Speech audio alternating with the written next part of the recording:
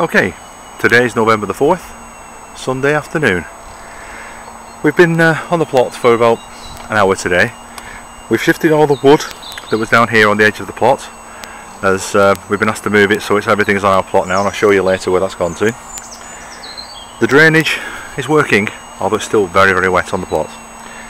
The flags that are on the side have been used to temporarily make paths between the beds, as you can see. So move over and see what we've got going in the beds. We've harvested quite a bit of the lettuce from here today. The purple kale is doing really well.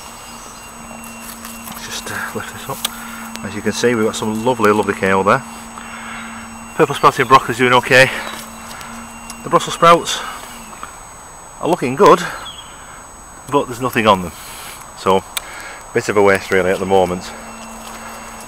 The French beans have gone now that we've had the winter, the first frost.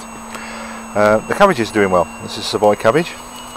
This is in the lasagna bed, looking quite nice. Got some pak choy. One's got a bit pecked by the cabbages, and the perpetual spinach is doing quite well as well. It's starting to bolt a little bit, but I'll just trim that up today. We have some turnips. You can see them under there. We've harvested a few. I'll put some pictures up of those later. Chart's still going well. Now in this bed we have most of our cabbages, which are doing equally well. Now these are the ones where this bed has been double dug. This is Grandad Ken's bed, and he's hopeful that it's going to be better than the other one. Again, from here we've taken some spinach, we've taken some radish, and we've taken some turnips today, so we've had quite a bit out of it. It's doing quite well. So on to bed 3. Got all the brassicas in here, which aren't particularly going up too well, or too fast rather, but what you can expect when they only went in late. Brussels sprouts there looking quite nice, but not actually doing very much. Now on to bed 4. This is a new bed.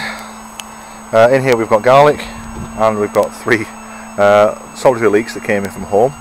They have been basically waiting to be planted out all summer, so they're not doing particularly brilliantly, not particularly thick, not particularly strong, but strong enough to last the winter hopefully.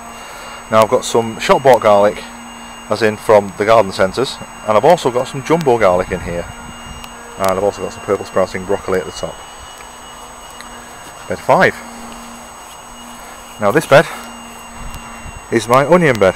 We've got white onions, red onions, and a row of garlic, and as you can see we're already getting some strong growth from some of the onions, looking quite nice. Now these have only been in for about 3 weeks, and they're doing well.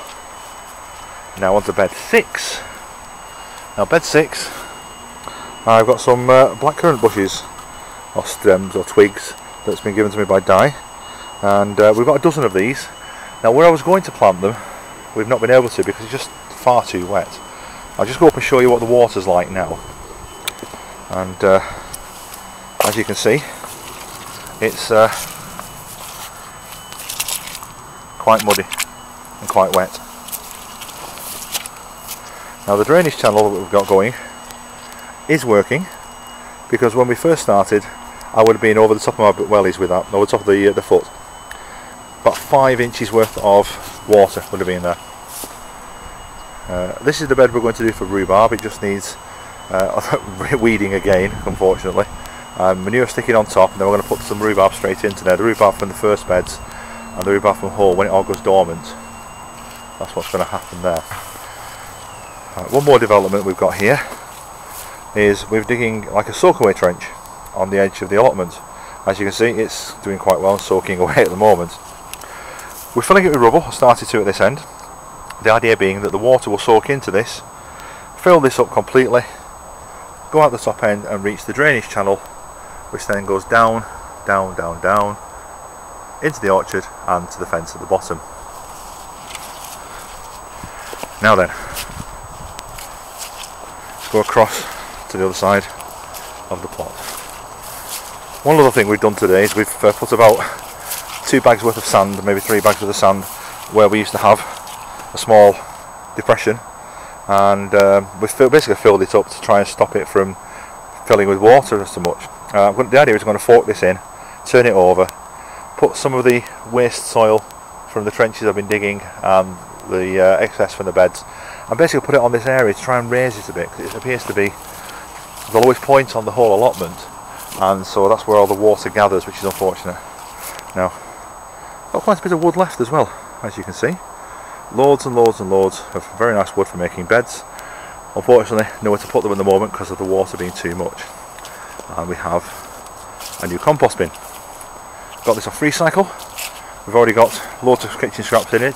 Not really had time for them to break down enough yet, because it's only been there for just over a week, and I want to put stuff in it in the last couple of days, to be honest. And the compost pile, manure pile rather, has moved.